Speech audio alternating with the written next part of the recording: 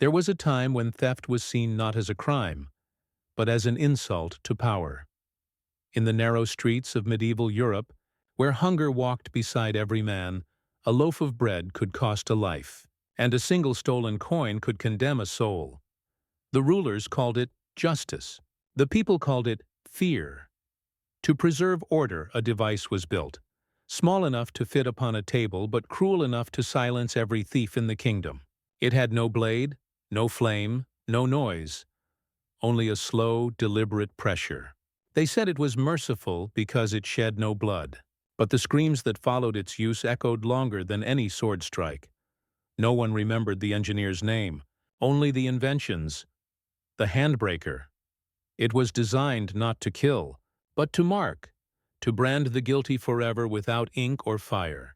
Those who survived it could never steal again. Most never held a tool, a cup, or the hand of a loved one afterward. And yet, for all its cruelty, it fascinated the world. Nobles paid to witness it. Judges praised its clean efficiency. And thieves whispered about it in fear as if it were alive. In time, the handbreaker became more than a punishment. It became a warning, a symbol, and a mirror of an age that believed mercy could be mechanical. The 13th century was an age ruled by hunger and hierarchy. Across Europe, the fields were dying, the markets shrinking, and the gap between nobles and peasants had become a canyon carved by greed. The kings built castles that touched the clouds, while the common folk lived in mud, praying each winter not to freeze before the harvest came. In towns like Rouen, Bruges, and York, crime was not born from malice, but from necessity. Bread stolen from a merchant's stall meant survival. A coin taken from a noble's purse might feed a family for a week. Yet to the men of law, theft was not hunger's cry. It was defiance. Every act of stealing was seen as rebellion against the order that kept the powerful comfortable. And rebellion, no matter how small, demanded an answer. The prisons of the age were overcrowded pits where disease did the punishing long before justice did. Gallows creaked over city gates, their silhouettes blending with the skyline like a grim emblem of control. But even the constant sight of death failed to stop desperate hands from reaching. The rulers realized that fear of death was not enough. The people had grown numb to it. What they needed, they believed, was a punishment not of the body, but of the spirit, one that did not kill but reminded. And so the courts began to search for a method that would punish visibly, permanently, and publicly. Execution was swift but forgettable. They wanted something that would make men think twice every time they looked at their own hands. Theft was not simply a crime of possession. It was a betrayal of labor, a wound to the king's idea of order. In those years, royal decrees multiplied, forbidding the smallest acts of disobedience. A farmer who sold grain without permission, a beggar who took a coin meant for taxes, even a servant caught pocketing a crust of bread. All were branded the same word: thief.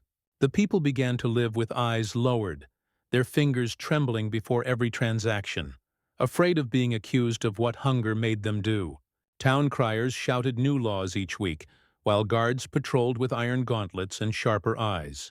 It was in this climate of fear that a strange rumor began to spread, of a new kind of punishment being tested in the southern courts, one that promised justice without killing, a punishment that left no blood, yet no hand whole. The rumor traveled faster than truth ever could, whispered in taverns and markets by those who feared what came next. "They've built a machine," they said, "a thing that breaks a thief but keeps him alive."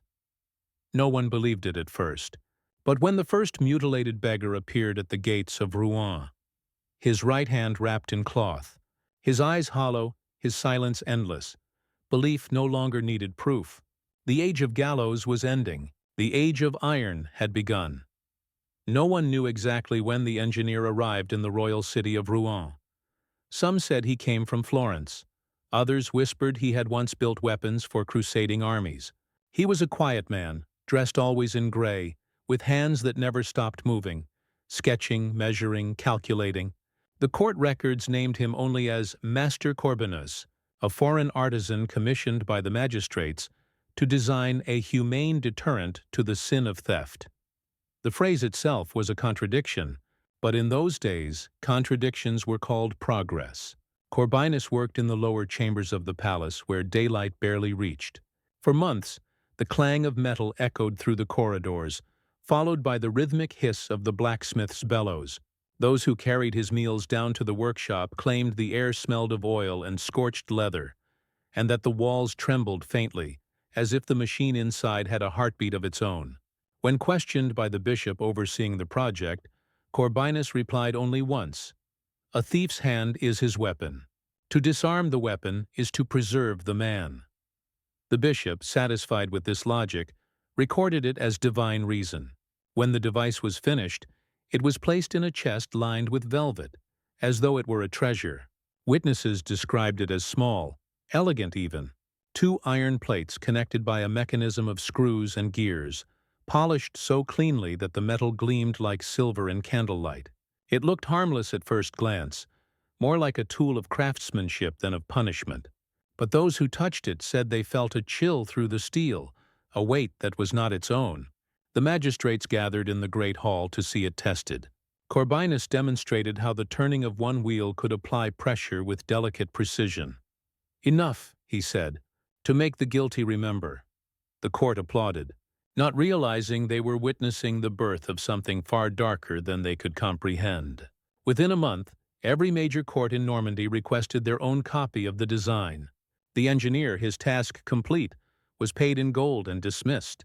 He left the city without a word, vanishing into legend. Some said he went mad, haunted by the echo of what he had built. Others claimed he had found his creation beautiful, the perfect balance of morality and mechanics. Either way, the world had changed. Justice, once delivered by sword and gallows, had learned to turn a wheel. It was a market day when the city of Rouen gathered to witness the first demonstration of the new device. The square that usually smelled of bread and wine now reeked of rain and fear. Traders packed away their stalls, mothers clutched their children, and soldiers formed a ring around a wooden platform at the center. Upon it sat a single table covered with cloth, and on the table, gleaming in the weak sunlight, rested the handbreaker. The magistrates stood nearby in their crimson robes, whispering about progress and justice as if they were discussing art. The condemned thief, a young man named Thomas Beaulieu, was led out from the prison beneath the courthouse. He was no murderer, no rebel, only a baker's apprentice caught stealing flour for his family. His wrists were bound, but his posture remained upright, eyes fixed on the sky rather than the crowd. People who knew him from the market wept quietly, but none dared speak. A herald stepped forward and announced the punishment decreed by the wisdom of the court and the mercy of the king. When the cloth was lifted, gasps spread through the crowd. They had expected chains, perhaps a whip. Not this strange, polished machine that looked more suited for a workshop than a scaffold. The presiding judge declared, "Let all thieves remember that the hand which sins shall never sin again." His words echoed against the cathedral walls. The executioner, a silent man in a leather apron, approached the device with ritual precision. He placed Thomas's right hand between the plates, his movements slow, deliberate, ceremonial. The boy's fingers trembled but did not resist. The judge nodded. The wheel began to turn. At first there was no sound, only the creak of metal, the faint ticking of gears. The crowd leaned forward, curious, anxious, waiting for something to happen. And then came a sound not of pain, but of realization. A low, broken cry that stopped as suddenly as it began. It was not loud, but it was enough. People turned pale. A woman fainted. The magistrates shifted uncomfortably as the executioner stepped back, his face gray and damp with sweat. The device was lifted, polished again, and returned to the table as if nothing had happened. The judge proclaimed the punishment complete, and thanked the engineer's genius for bringing justice without barbarity. But the square remained silent. No applause, no cheers. Only the strange, suffocating quiet of a city realizing what it had just witnessed. When Thomas was carried away, his face hidden, even the soldiers avoided looking. The next morning the market reopened, but the bread sold slower, and no one bartered loudly. Rouen had learned a new kind of fear, not of death, but of precision. Weeks passed, and the story of the demonstration spread faster than any decree could travel.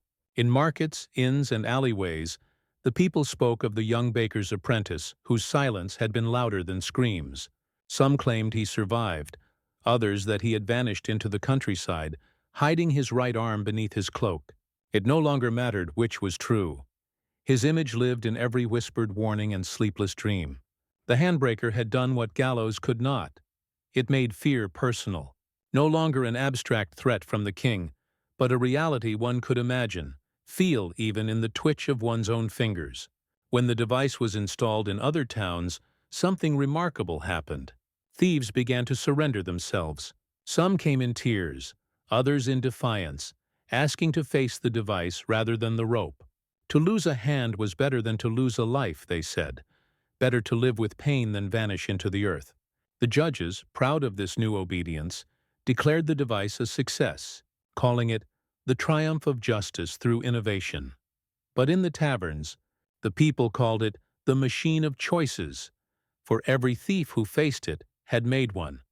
Between death and disgrace, between pain and hunger, many emerged from the chamber broken but alive, their right hands wrapped in linen, their left hands shaking as they signed the mark of release. They were called the marked, and the city learned to fear them in a different way.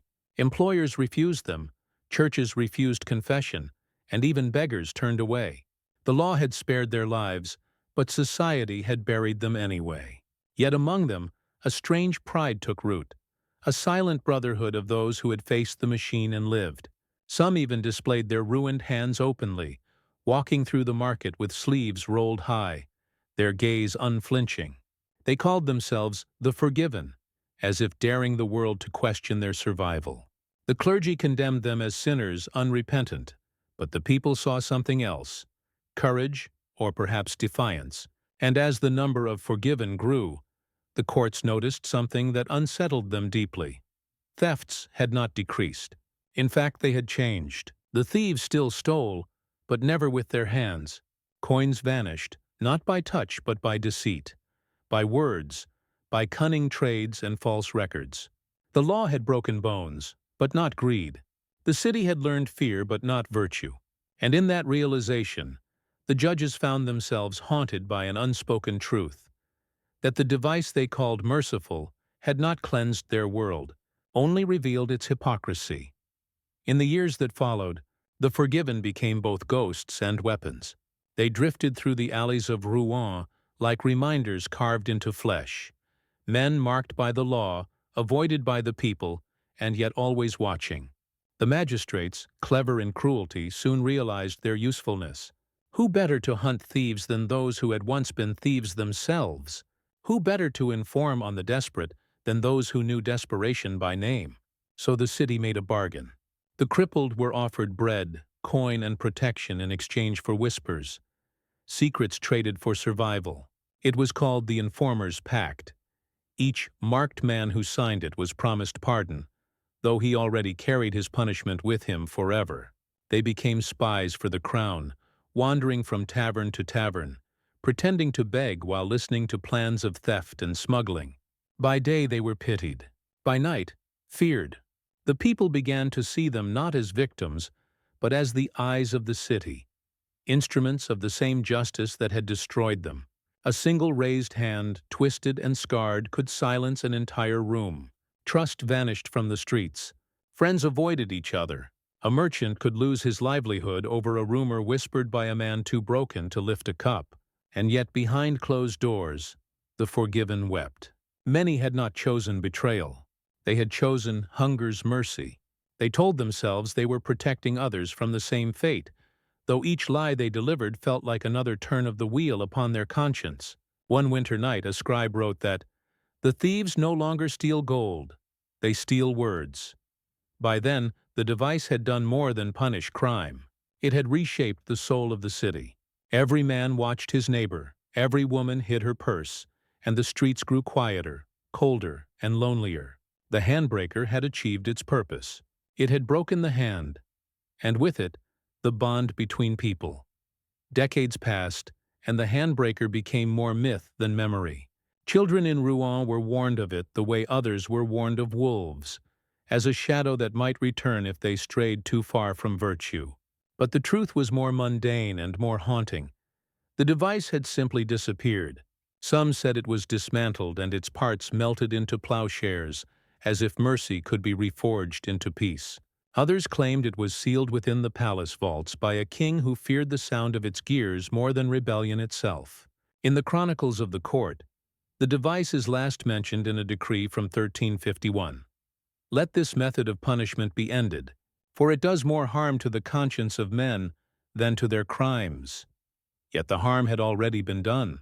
The forgiven lived and died in silence, buried outside churchyards, their names struck from the rolls.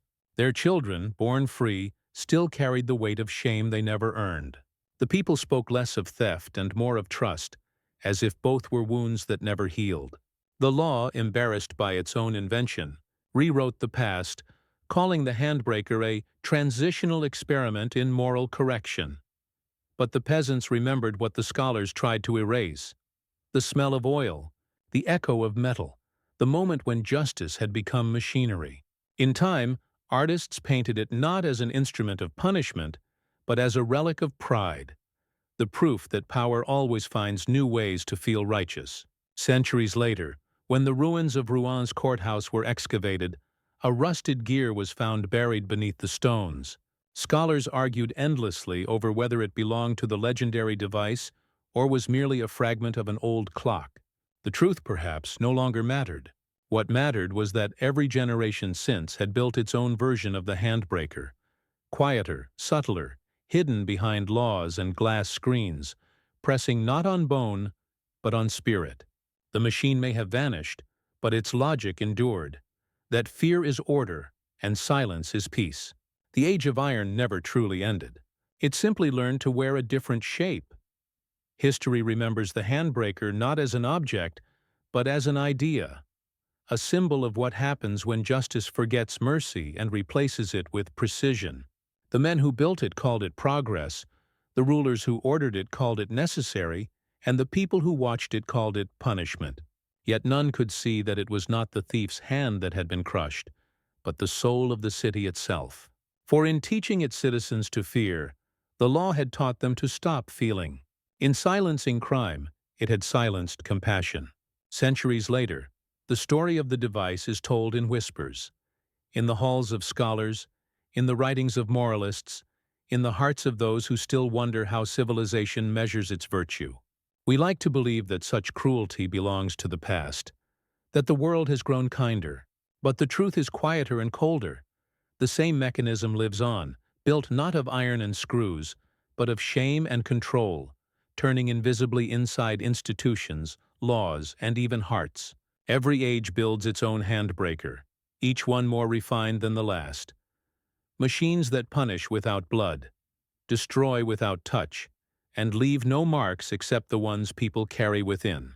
The story endures not because of its horror, but because of its mirror. For when we look back upon that device of iron, what we truly see is ourselves, the endless struggle between our desire for order and our capacity for cruelty. And perhaps that is the lesson time keeps repeating, that justice without mercy will always sound like the turning of a wheel,